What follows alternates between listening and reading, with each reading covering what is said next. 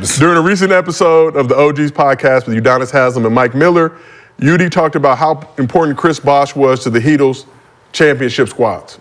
Everybody think that our most important player was Bron. Our most important player, not our best player, but our most important player was CB. Yeah, damn. He was our most important player. Because if Bron went down, you could bring in D-Wade, and it's not the same player, but you're gonna get similar results of what you're gonna get out of the player. Making plays, he can go for 30. We couldn't simulate it. We didn't have another CB. If that went down and he got hurt, we didn't have another one of those. And the way Spo started using him too was impossible to guard. Like he was shooting threes. Like he was. That's why that man was cold, brother. He closed it out on threes as a big. That's what I'm saying. And that was back when no one did that. Pick a pop three. So shout out to Udonis Haslem with the I Like Dogs hat. Norris Cole, you played on those Heatles squad. So Bosh was more important to the Heatles than LeBron. Facts or cap? It's not like a black and white answer because obviously Bron, you know, everything started with Bron. But what UD said was correct.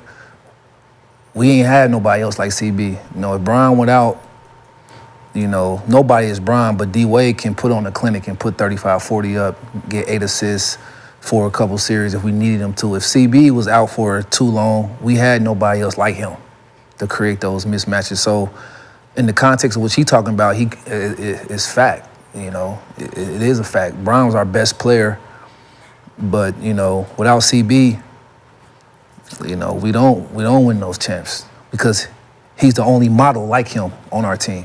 You know, no one was 6'9", 6'10", who could pick and pop, who could pick a short roll, who can also ISO, who can guard multiple positions, who can lead our small ball lineup. We ain't had nobody else like that. We just didn't. You know. And if Bron, obviously, you know, like I said, we all know who Bron is, but D-Wade is used to, it's easy for D-Wade to step up and do more.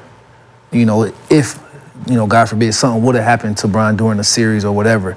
You know, when we lost CB, we sustained as long as we could, but when he came back, we became unbeatable. Like, when he came back from his, when he tore his lower abdominal muscle, he was out for a stretch of games, we struggled.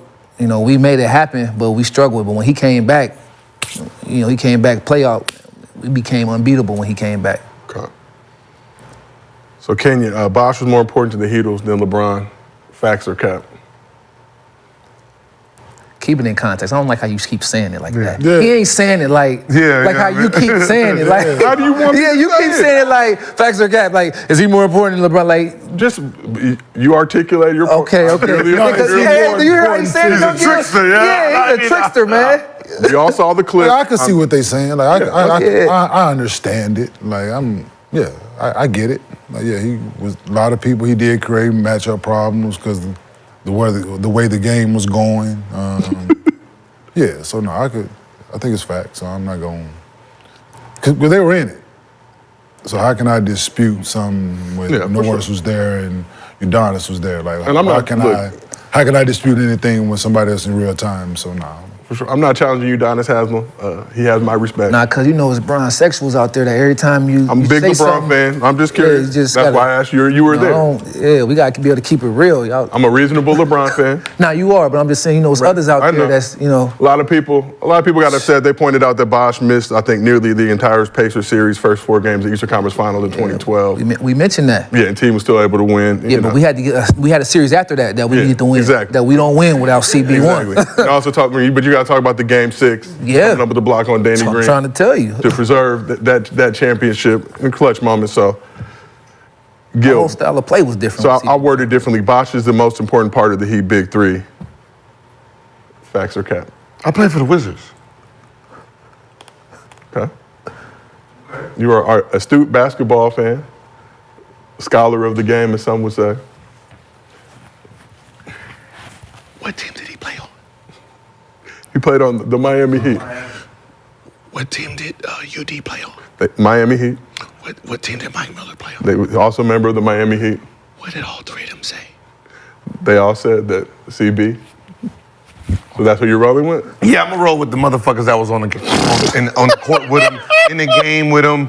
I'm not, I'm not gonna be somebody from the outside trying to convince the dudes that played on the game with him. Like, nah, he was important. Like, motherfucker, did you see our scout report? We know who was important. I'm not, no. But I think in the context of how he presented it and how he framed it. Listen, I don't care what context. He could have said it any way he wanted to. He was there. He was there. He was there. Right? So whatever the chat say, they wrong also. God damn it. This is the problem we having anyway with the media. We having a hard. How the fuck you gonna tell me who was harder to guard while I'm standing in front of the motherfucker? Yeah. I'm the one sitting there guarding. I'm telling you who was harder to guard. You're not gonna convince me the motherfucker who gave me 60 versus the dude who gave me 22. Yeah. Every game. So yeah, whatever he said. Yeah. So I agree. We asked the chat, 64% of the chat called cap on Haslem, and just so you know, that 64%, we will be forwarding over your IP addresses to Udonis Haslem, and you will deal with that accordingly. But when it comes to Bosh being more important to the Heatles than LeBron, Facts. so now let's move on. Gil, you were talking about first person and No. You questioning remember people who were there. You remember when that little thing came out and it said it was CP3 and D Wade having a conversation, right? And they were talking about D Wade coming in, they're creating the big three, and everyone just assumed the big three was going to be Bosh. I mean, there was going to be CP3, Wade, and Bron, and I was like, yeah. Now, my research had told me that after that series they lost to Dallas and everybody was talking about Bron. They made Bron Scottie Pippen.